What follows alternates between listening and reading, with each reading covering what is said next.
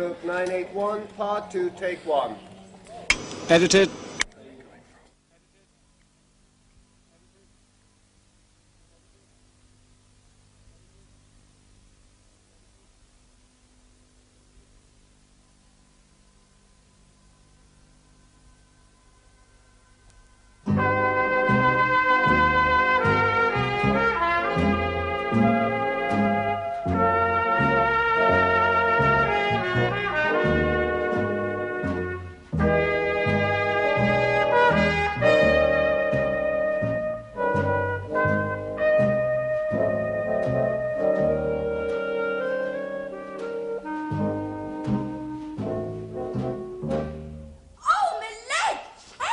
I know that voice. It's one of them flaming girls from next door.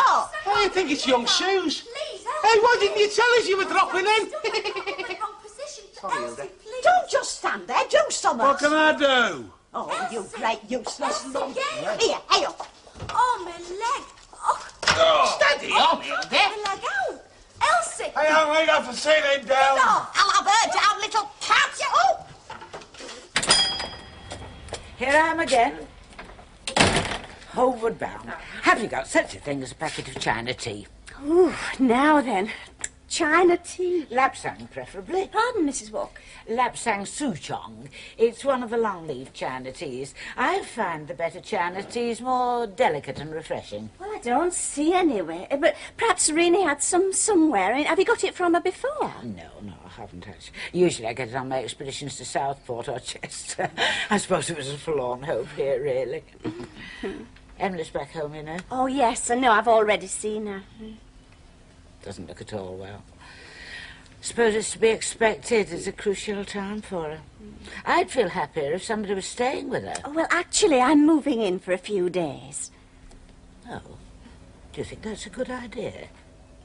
Well, yes, I do. I thought, that what she needs is a cheerful companion. Someone to, well, take her out of herself. Are you all right? Does it look like it? What were you doing up there? The Hoggies are going daft next door. I've had a bit of an accident. Hey, you left one of your shoes up there. I didn't, you know. Well, you've only got one on. I didn't leave it up there, I left it in next door's bedroom. You what? Well, I was being dead careful. Honestly, I had my feet on those joist things. I was going to put the tray in the hole and... Well, come on, don't keep me in suspense. Well, my foot sort of went through the ceiling. Oh, my God. It was awful. I thought it was going to go right through. Susie, you hurt. Oh, I thought my leg was going to have its socket. She grabbed it, you know. She never. She did. That's how I lost my shoe. Just listen to her. She's going daft next door. Well, I suppose it could have been worse. How could it have been worse? Could have been your ceiling she put her foot through. Yeah, that's true, but you try telling Hilda that. You can't smash our ceiling down and get away with it, you know. Oh, just look at it. We never had out like this in the war. I don't think she did it on purpose. I mean, you don't go up and put your foot through the roof deliberately. Oh, that's right. Stick up for her. Never mind about me. I'm just saying it might have been an accident, that's all. Well, it's not to do with you. You shouldn't be in this bedroom in the first place. Yeah, what? I only came up to make sure you were all right. Look, arguing ain't going to mend the ceiling, is it? Oh, God love us. Oh. Don't get scared, Hilda. You're all right. You don't bite, you know. No, it'll only have its muck all over the place, won't it? Look, catch it. You and all stand. Get hold of Listen, it. it's not as easy as that, you know. They have a deceptive change of pace. Make Kevin Keegan look sick. Come here. Of course, you know what she was doing, don't you? Oh. That's Susie Birchall. Oh, you only saw her leg. It might have been Gail. It certainly wasn't Elsie. It was too young a leg for that. Look, it doesn't matter how young a leg it was or whose it was, come to that. We know it come from next door. Now, they was trying to drive them pigeons out of their roof into ours on purpose. Oh, give over, Hilda. You can't hear them about. They've got a mind of their own, you know. Oh, have they? Well, so have I, and I'm going round there now to sort this Oh, out. no, you're not. Ah, flame it I'm out. the man of this house. That's my job. Oh, but look here. No buts about it. You put the kettle on. That's your job. All right, Joe. Give me that shoe. He means business, doesn't he? He's gone there, all resolute. Oh, he can be masterful when he once can stand. Dead masterful. I told you to be careful where you were treading before you went up there. Oh, I was being careful. Oh, yeah, that's obvious. I wonder what would have happened if you hadn't been careful. You'd have fell right through the kitchen. What are you giggling about? I can't help it. I keep seeing them standing there and Susie's foot coming through the Oh, ceiling. it wasn't fun. I thought my end had come. I know, but just imagine standing in your bedroom with somebody's foot coming Oh, through the give it ceiling. a rest. You won't be laughing when Hilda Ogden comes round here breathing coals of fire. And here she is now. Stand by to repel boarders.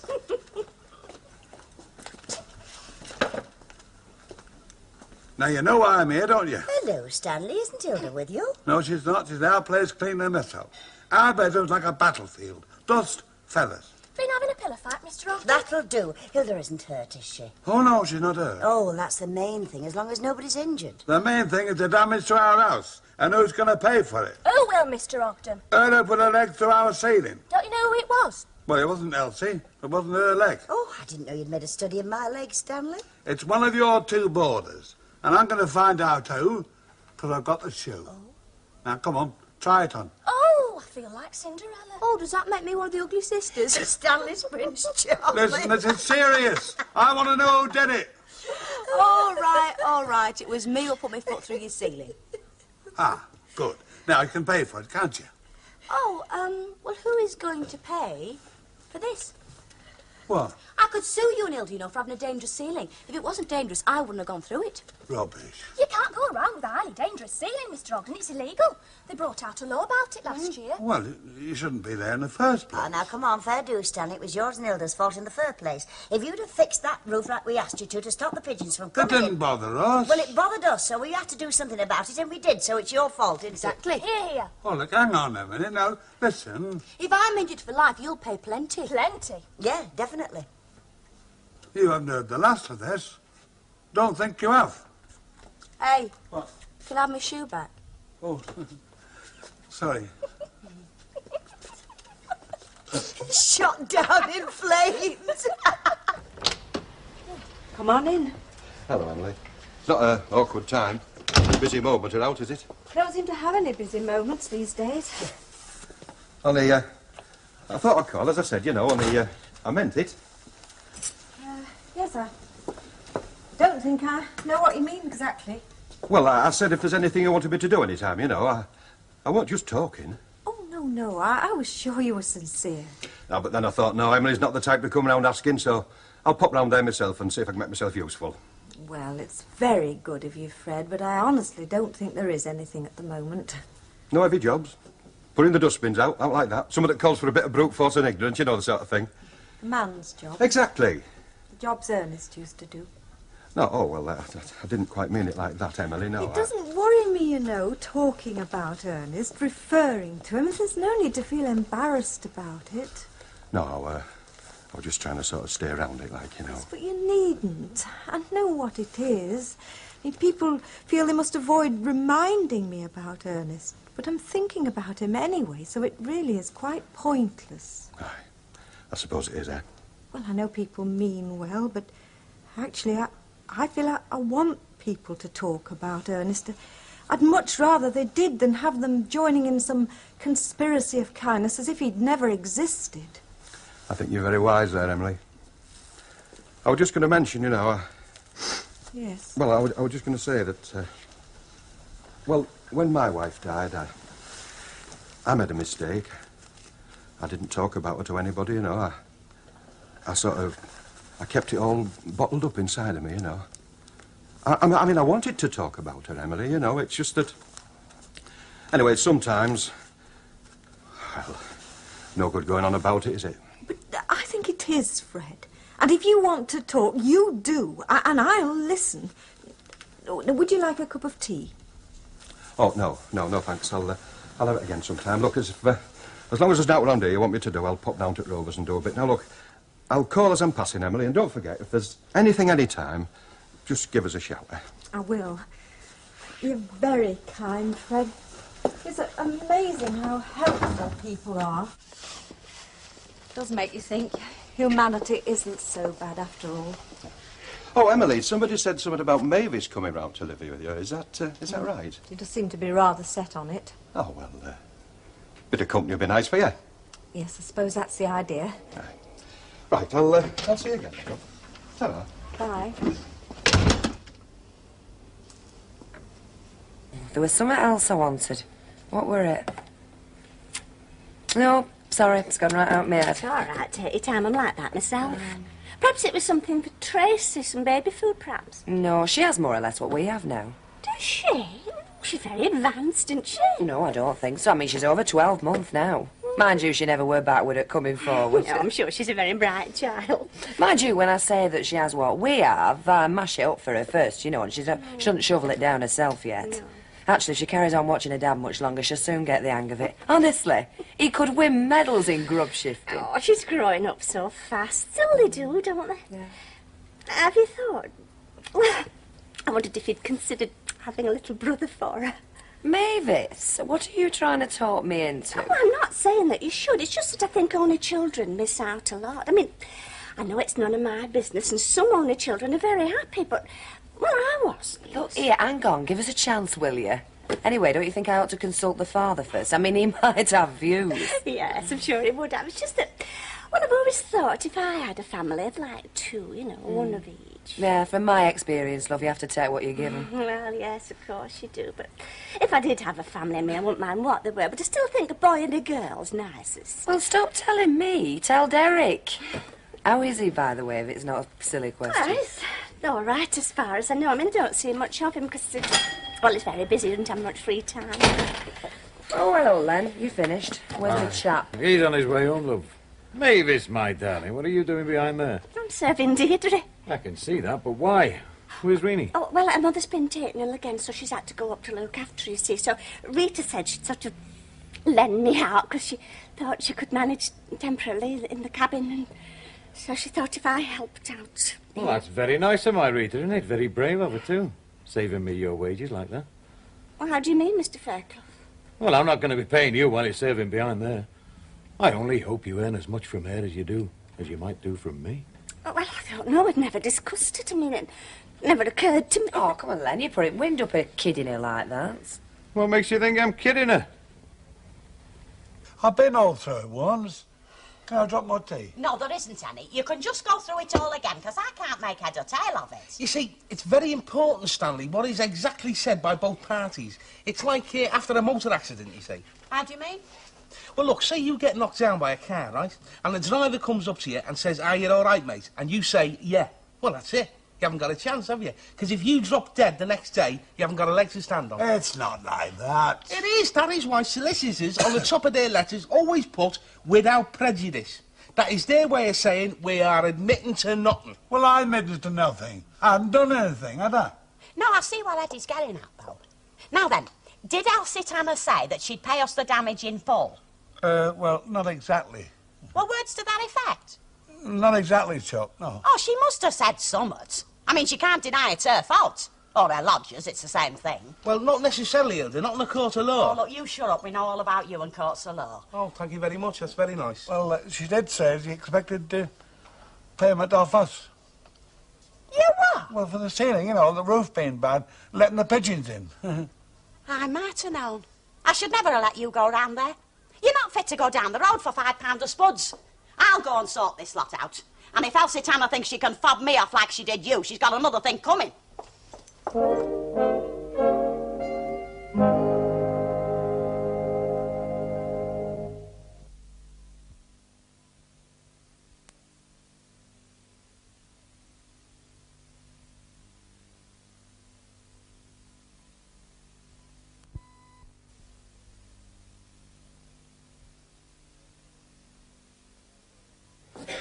Coronation Street, program 694, stroke 781, part 2, take 1.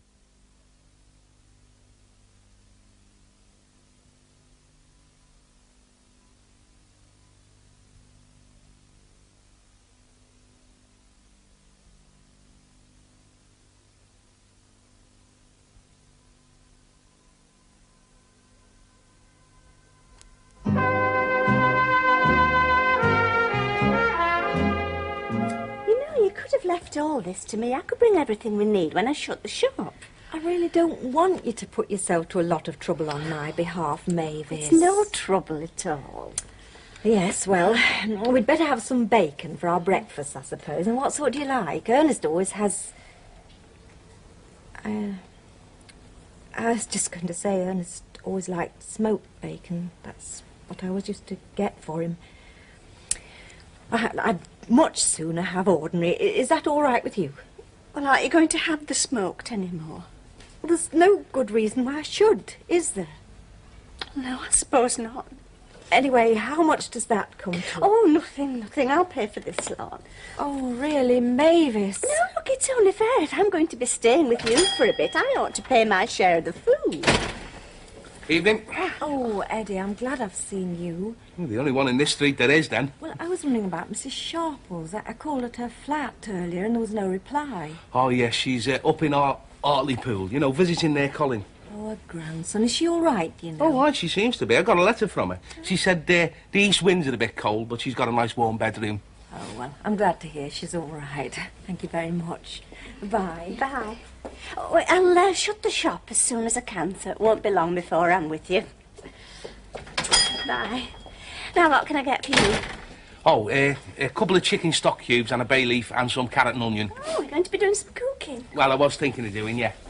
I'm got a casserole of pigeon. Oh, that sounds nice. Have you got a good recipe? Yeah, well, actually, I haven't even got the pigeon yet. But it's only a matter of time. How's your foot feel now? Oh, it's all right. Just a bit tender around the ankle. Yeah, well, if it was going to swell up, it would have done so by now. See you that is, will you, girl? Right. Now, what's all this hard-faced cheek about you not paying for our ceiling? Now, just a minute, I Hilda. will not just a minute. I've come here for satisfaction and I'm going to get it. Oh, well, just cool down. Not come in here barging the odds. Me barging in? Well, I like that. There's somebody in this room come barging into our house by way of our ceiling. That's how they come barging in. Yes, OK, but can't we sit down and discuss it calmly? There's naught to discuss. You and your flipping lodgers came into our house by way of the roof space and one of you stuck your foot through our ceiling. Now, you can't deny it because we've got a shoe. What can't speak can't lie. We're only up There's plenty of evidence all over our bedroom floor. Now, hang on, Mrs. O. And you shut up, I'm talking to the organ grinder, not the monkey. Just simmer down a minute, will you, Hilda? You're going to pay for that ceiling. I don't care whose foot it was. You can sort the bill out between you, but you're going to pay. No intention of paying for anything until you simmer down You're and going discuss to pay it for that calmly. ceiling, lady. I'll not be bullied in my own house. Hey, now look, Hilda, if you'd have got that slate fixed in the first place, you wouldn't be in this mess now, would you? You keep out of this, Lemfair. I'm only saying that if you got the slate fixed and got rid of the pigeons, you wouldn't be like this now. Oh, well, of course, we all know whose side you'll be on, don't we? You fancy one. That's it. Now get out of my house. Don't want to get a promise about that. Don't you let your baby left. Go on, Laura, you first. I'm not having this. I'm going in my house. Go on, fly. I don't know what you lot are tittering at. It's not funny.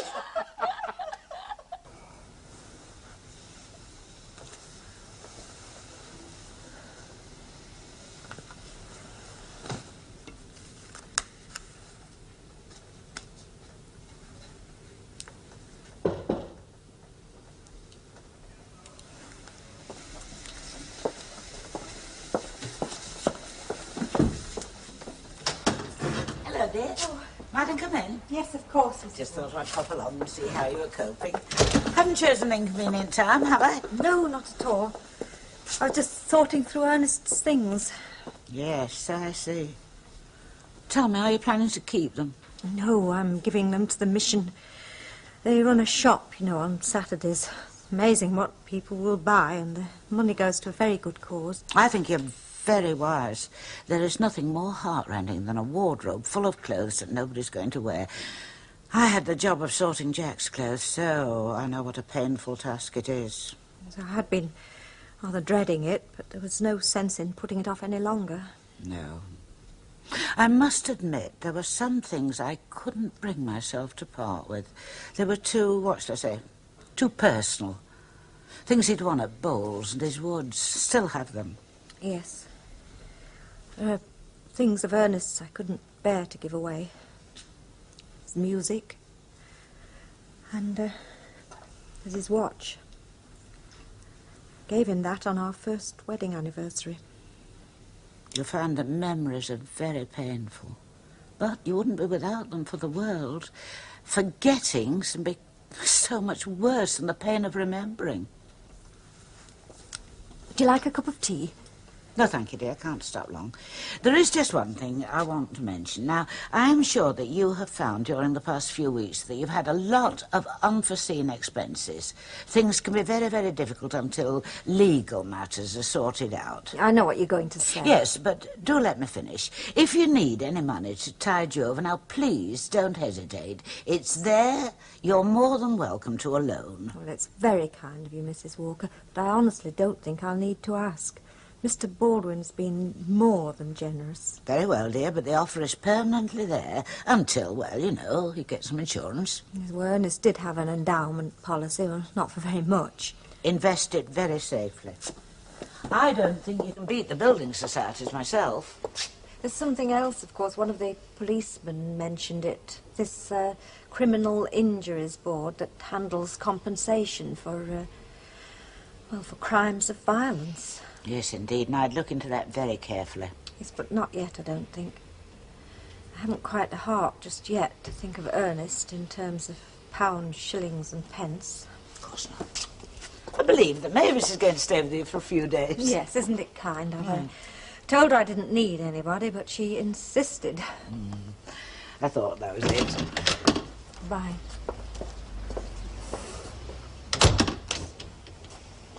Chutty. Come to your Uncle Eddie. Come on. Chutty. Oh, will you shut up a minute? I can't hear myself think with you going on at that bird. I'm sorry, I'm just trying to be constructive, that's all. Try and salvage something from the wreckage. You said you'd go round and sort things out, didn't you? Because I'd make a muck of it. But you don't know better than me, have you? Yeah, well, I'm not finished with her next door, not by a long way. Look, she'll never pay. Why did the Ogdens always get a mucky end of the stick? You know what your best chance is, Hilda? You'll have to sue young Susie, that's your best chance. What exactly would we sue her for, though? Well, for a start, there's trespassing. I mean, it was your roof space she was in. Then again, there's breaking and entering. Well, perhaps not entering, it was only 1 foot. But certainly damage to property. You've got a cast iron case there. No, now, look at her sick like cast iron, too. Come on. Oh, what the heck are you doing? We'll never get rid of them if you feed them. I'm trying to fatten it up. They're delicious pigeons, you know. I'm not interested. Hey, that's an idea. In the roof. Feed them. Fatten them up. Certainly, it'd be just like having a few hens in your back garden. I haven't got a back garden. No, but the roof space, that becomes your back garden, doesn't it? Oh, look, we're not eating them and that's final.